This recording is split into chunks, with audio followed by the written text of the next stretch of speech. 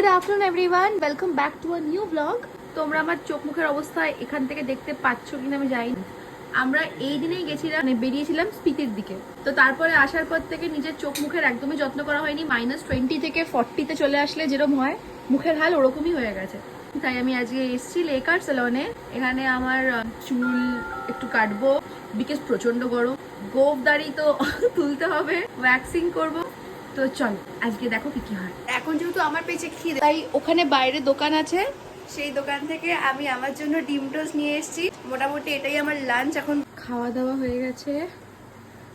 High, এটা Hydra facial, এটা আমার মুখে লাগানো হবে একটু পরে। আমি বসে পড়েছি, এবার শুরু হয়ে যাবে।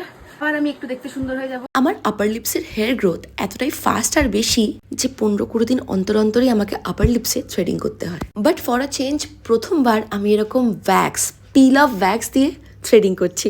প্রসেসটা দেখতে ভয়ঙ্কর লাগলেও নর্মাল থ্রেডিং থেকে কিন্তু এটা অনেক বেটার। এই প্রসেসটা কিন্তু একদমই পেইনফুল না।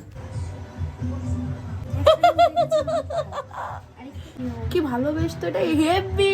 পাহাড় থেকে ঘুরে এসে একদমই সেলফ কেয়ার করা হয়নি। এমনিও আমার ভীষণ ড্রাই স্কিন, তার মধ্যে ছিলাম হাই অল্টিটিউডে, যার ফলে আমার স্কিন হয়ে গেছিল ভীষণ ড্রাই। তাহলে বুঝতেই পারছো মুখটার এক্স্যাক্টলি কিরকম হাল ছিল। হাইড্রা ফেশিয়াল করার আগে আর পরে তোমরা নিজেরাই তফাৎ দেখতে পাবে। প্রসেসটা একটু লেন্দি কিন্তু ভীষণ রিফ্রেশিং।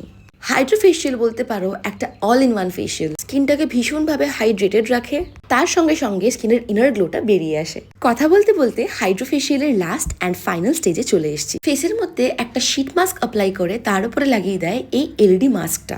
এবার time for hair care. Waxing, hydra facial সব ডান। এবার একটুখানি হেয়ার ওয়াশ করার পালা।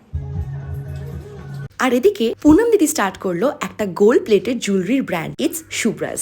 আমাকে গিফট করলো একটা চোকার ইয়ারিং এর সেট অ্যান্ড আংটি। ফুলের রং তো আমার ছিল ভীষণ সুন্দর, পিঙ্ক, গ্রিন, ব্লু। সামনে একটা জায়গায় যাওয়ার আছে, তাই জন্য দাদা বললো তোমাকে আমি একটা সুন্দর করে কালার করে দিচ্ছি। আর আমি এতটাই ভরসা করি, বলেছি তোমার যা মন চায় তুমি করো, আমি জানি তুমি যেটাই করবে সেটা ভালো হবে। এতদিনে তোমরা সবাই বুঝে গেছো ফাঙ্কি কালারের প্রতি আমার অন্য রকমই অবসেশন। রিসেন্টলি গেছিলাম দিদি নাম্বার 1, তাই জন্য দাদা বললো চুলের কালারটা একটু অন্যরকম করে দিই, লুকটা চেঞ্জ হবে। তার মাঝখানে দিদি নিয়ে এসেছিল লাস্সি, কারণ আমাদের সবার খুব খিদে পেয়েছিল। আর এই যে দেখো দিদির কালেকশন গুলো দোকানেই সাজানো, কি সুন্দর। এই হচ্ছে লাস্ট ওয়াশ। এবারে হেয়ার কালারটাই পাল্টে যাবে। দেখি এবার কি ম্যাজিক করেছে আমার পার্সোনাল হেয়ার স্টাইলিস্ট।